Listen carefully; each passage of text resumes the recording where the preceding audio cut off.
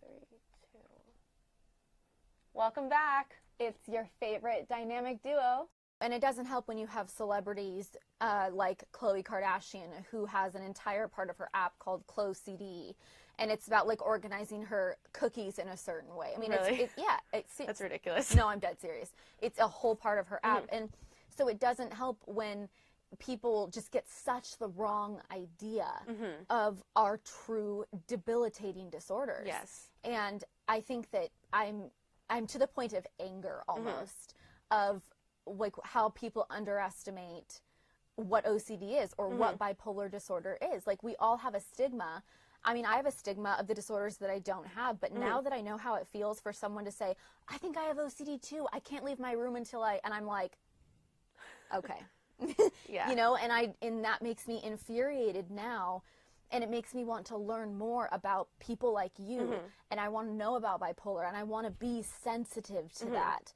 And it's a trained like thing in your mind where you have to start to become sensitive and start to realize, like, for example, I've always said, let's say that you were a mentally challenged person or specially challenged person, and I were to say, oh, I'm so retarded today, I went and I crossed and, you know, blah, blah, blah, and I use the word retarded when you, like, that to me is the same thing as using the word I'm so OCD about this or that.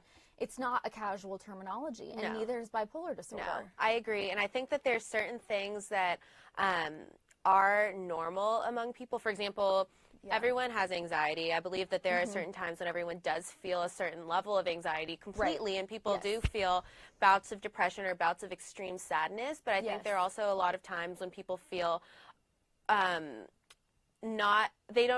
using the terms incorrectly. Yes. I think some people become like really obsessed with certain things or really like anxious about certain things. And before I was involved with Happy Pill, I was confused about what certain mental disabilities and disorders are.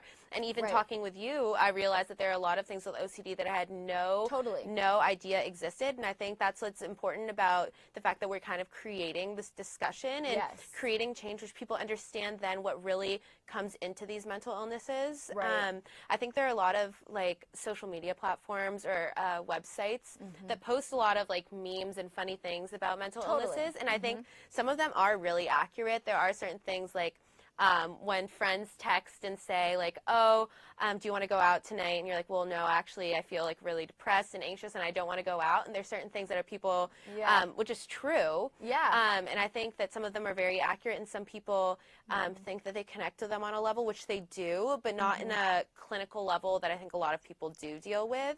And so I think one thing about what we're doing is that we're kind of creating a hub of what's like realistic and what's accurate, and like putting these memes together, like these memes are accurate at times, so putting them into a situation where they're actually understandably correct, where people recognize that like anxiety is not this thing to joke about. Good luck out there, guys.